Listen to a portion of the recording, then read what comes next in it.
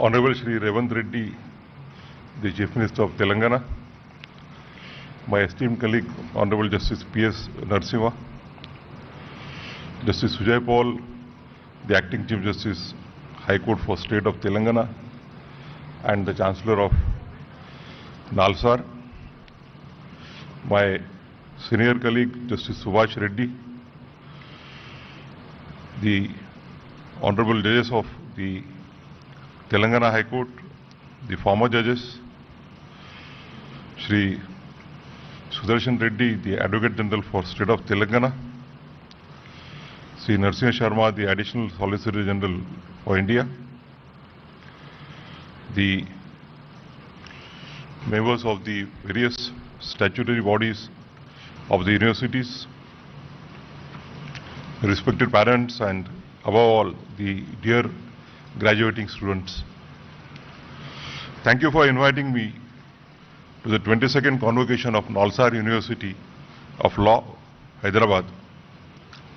Since its founding in 1998, Nalsar has carved a distinct and influential place for itself, not just in India but across South Asia, as one of the leading institutions for legal education and scholarship.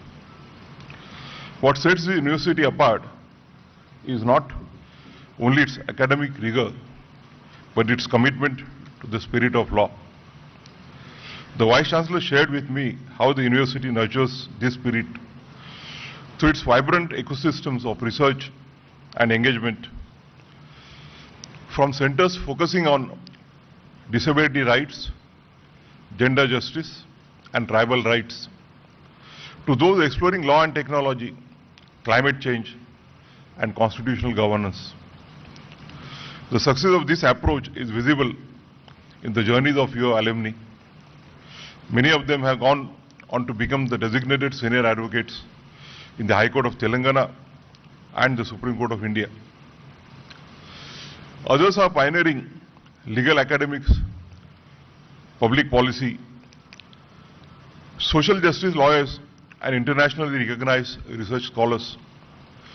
Dear graduating students, today you don't just receive a degree, you are becoming part of a living tradition of impact and integrity. This is a day of celebration, not just for you, but for your families, your teachers, and for the many people who have sacrifices and silent labors made your journey possible.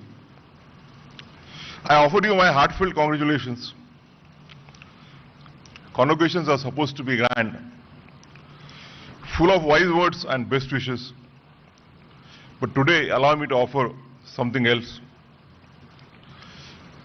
Not grand wisdom for the mountaintop, but a conversation. Let me share a few thoughts with realism and practicality. The legal profession is many ways, is many things. It is noble, it is important, but it is never easy. Never. There is no straight path to the profession. There are no guaranteed returns. The profession demands that you constantly prove yourself to the court, to your clients, to your peers, and often to yourself. It demands and it keeps demanding. You will be measured constantly, not by judges and clients, but often by your own inner voice. You will question your path. You will be questioned. You will be overlooked. You will feel invisible. And yet, you will keep showing up. Because that's what law demands. Your presence, your persistence, your belief. In those moments, you will also find flashes of clarity, purpose, and meaning. The journey of a lawyer has been aptly described by Thomas Grant, who wrote a book titled The Mandela Brief, Sidney Kentridge and the Trials of Apartheid, published in 2024. The book deals with the cases fought by Sidney Kentridge against apartheid in South Asia, South Africa, including the treason trial of Nelson Mandela and the other leading members of the African National Congress. Grant wrote, and I quote, "Life as a barrister is arduous. It requires constant application and concentration. There are moments of stress, anxiety, even dread. It involves sacrifice of the evenings and weekends. Being an effective advocate requires not just stamina, but nimbleness. Every relevant fact in the case must be there at the forefront of your mind. Every document must be at your fingertips," unquote. Let me speak now of something we rarely speak of in such grand ceremonies: the mental health. This profession can be isolating and emotionally taxing. The hours are long, the expectations high. The culture sometimes ruthless. You will feel pressure not just to succeed, but also to appear to be successful. Many hide their struggles. I urge you not to. Find your community. As a celebrated author, Bell Hook wrote, "Rarely, if ever, are any of us headed in isolation. Healing is an act of communion." So I urge you, share your fears. Furthermore, as Audre Lorde once said, "Caring for myself is not self-indulgence. It is a self-preservation. And that is an act of political warfare. In this profession, self-care is not a luxury. It's a strategy." But even mental health cannot be spoken of without recognizing the structural barriers that exist in our profession. Structural inequalities hides in silence. In the subtle comments, in the internship that never comes, in the doors that are hard to open. Let me quote a study here.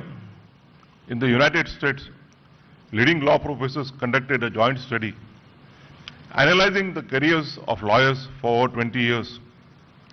Now published as a book titled "The Making of Lawyers' Careers, Inequality and Opportunity in the American Legal Profession." It reveals, and I quote, "Where lawyers begin in practice is significantly influenced by law schools attended, and where lawyers begin their careers heavily shapes their later careers paths," unquote. This is also true of the current trend in India after the inception of globalization. A student from a national law school in a metro city may be seen as a better placed than one from a smaller university. Not necessarily because of skill, but because of perception. This is unfair, but it is real. We need to confront it, not to accept it. As Malcolm Gladwell reminds us, who we are cannot be separated from where we are from. And yet the profession often tries to separate the two. But two things can keep young students from any college on a forward path in this struggle. The first is being grounded in the basics of law and being consistent in learning. Many of you will enter litigation, others academia or civil society. Wherever you go, remember this: there is no shortcut to knowing the law. There is no alternative to knowing the basics as well. The Constitution, the Contract Act, the Code of Civil Procedure, the criminal law and the other core subjects are not optional subjects. They are your daily bread. They are what allow you to argue with clarity, to advise with confidence, to teach with conviction, and to serve with integrity. At the same time, the law is changing fast with new emerging areas like artificial intelligence and data privacy. Of course, be cognizant of these latest developments, but keep your foundation strong.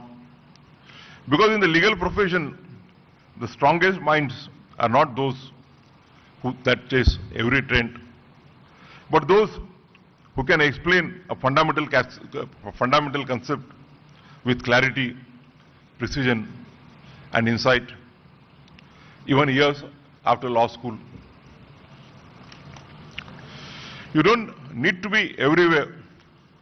You need to be solid where you are. Have faith in yourself, as Martin Luther King Jr. said, and I quote, "Faith is taking the first step even when you don't see the whole staircase." The second thing to be kept in mind is mentorship, to learn from the experience of others who have been there before you as a profession, as demanding as the law. Mentorship can be a game changer. Not everything can be found in books or judgments. Some lessons are passed on in conversation, in encouragement, in the gentle correction of the first draft, or in the reassurance after a difficult day in a court. Let me say this with honesty. I'm here today not just because I worked hard. Yes, efforts mattered, but so did the fact that someone opened a door for me. Someone saw something in me before I could see it in myself.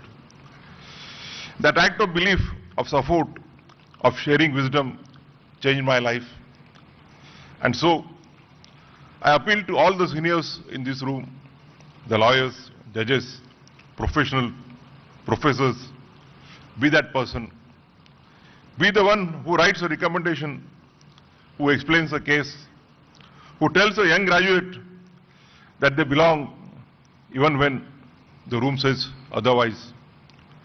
Mentorship is not a favor, it is a responsibility. And to the graduates, seek mentors not for their power, but for their integrity. And one day, become mentors yourself. That is how we build not just careers, but a community of care within the profession. One that uplifts, not one that intimidates. Let me now speak of a sensitive subject. The pressure to pursue a master's degree abroad. It has become a prestige symbol, a brand, a passport to validation. If you wish to go, it broadens your horizons. It teaches you how the world thinks. But please, go with a scholarship and funding. Go with a purpose, not a pressure. I see young graduates or lawyers taking loans of 50 to 70 lakhs for this. Do not put yourself or your family under the burden of loans amounting to 50-70 lakhs just for a foreign degree. A foreign degree alone is not a stamp of your worth. Don't take this decision in a reflex of thought or under your peer pressure. What happens next? Years of debt, anxiety, career decisions made under financial burden. Do not mistake urgency for progress. 50-70 lakhs is a big amount. In fact, a small portion of it can be used as an investment to start your independent practice or build a chamber. And later, when you are stable, you can go abroad for studies. There is no age bar to learn. Go abroad not to escape, but to expand. As Khalil Gibran once wrote, work is love made visible. So love your work enough to build it before you brand it. I also feel that this growing trend of going abroad also reflects a structural issue. It signals a lack of confidence in the state of postgraduate legal education and research in our country. We must ask, why do so many feel that they have to cross oceans to fight intellectual stimulation? Academic mentorship or a meaningful platform for their research. Furthermore, it is not that talent does not want to return. Many who study abroad come back with renewed passion and fresh perspectives, but when they return, they often find our institutions unwelcoming, under-resourced, or close to new ideas. There are few structured pathways for post-doctoral research, limited funding for early career scholarships, and opaque hiring processes that discourage even the most committed. This must change if we want to keep our best minds or bring them back. We must build nurturing academic environments, offer transparent and merit-based opportunities, and most importantly, restore dignity and purpose to legal research and training in India. It is not just enough to celebrate India's legal legacy. We must invest in its future. And that future depends on how we treat our researchers, our young faculty and lawyers, our returning scholars. We need to invest not only in institutions, but in imagination. In mentorship programs, research fellowships, policy labs, local innovation ecosystems, and ethical workplaces that make our best minds want to stay or return. This is also important because our country and our legal system are facing unique challenges. Delays in trials can sometimes go for decades. We have seen cases where someone has been found innocent after spending years in jail as an under trial. Our best talent can help us resolve the problems that we are facing. To borrow the words of J.S. Rakoff, a senior federal district judge in the United States, from his book, Why the Innocent Plead Guilty and the Guilty Go Free, and other paradoxes of our broken legal system. Even though I conclude that our legal system is in bad need of fixing, I remain cautiously optimistic that my fellow citizens will rise to the challenges. Before I conclude, let me offer you my final words of advice, not as a chief guest, but as a guardian. Never ignore the 5 things in life: friends, family, books, hobbies, health, and imagination. Friends and family are your anchor. They support you even in the darkest of times, often without asking for anything in return. When ambition tires you out or the world turns indifferent, it is they who remind you who you are. Books are not just sources of knowledge. They are mirrors and windows. They teach you to think. But more importantly, they teach you to feel and to remain humble.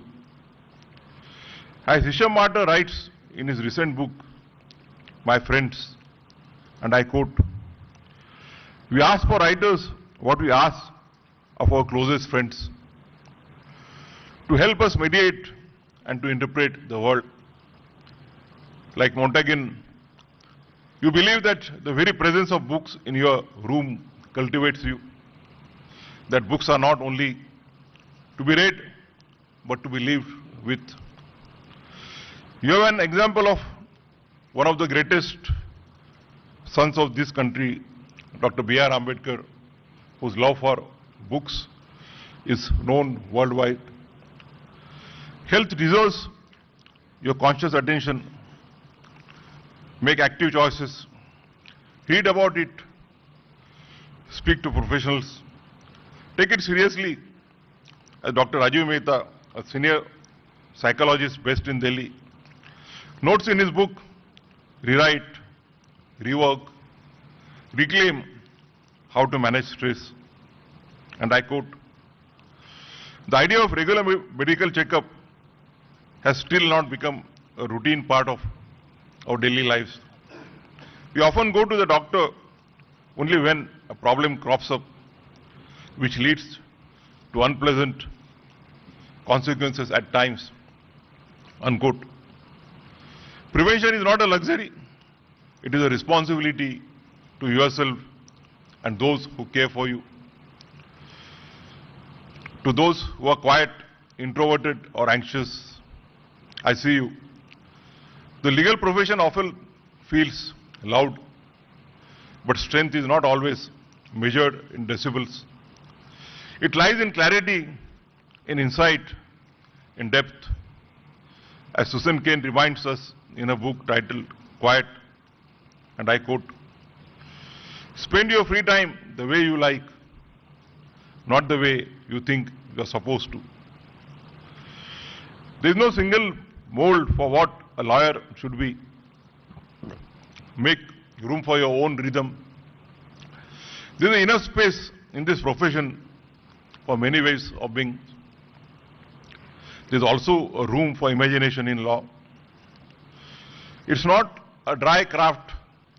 It is a living, evolving space of ideas, emotions, and hope. Sigmund Freud, in his book, The Interpretation of Dreams, once observed, and I quote, unexpressed emotions will never die. They are buried alive and will come forth later in uglier ways, unquote. So don't suppress your dreams, but also don't let them consume you. Use the law as a canvas to shape, to reform, to express, to heal. And when it all feels too heavy, the deadlines, the decisions and the expectations, remember what John Gray wrote in an interesting book titled Feline Philosophy, and I quote, whereas cats live by following their nature, humans live by suppressing theirs, unquote. So it's okay to take a pause in life. Sometimes it's okay to be uncertain. You don't always have to prove yourself. Sometimes just being is enough. With these words, I once again congratulate all the graduates, the postgraduates, the PhD holders, and wish them all the best in their future career. Thank you very much.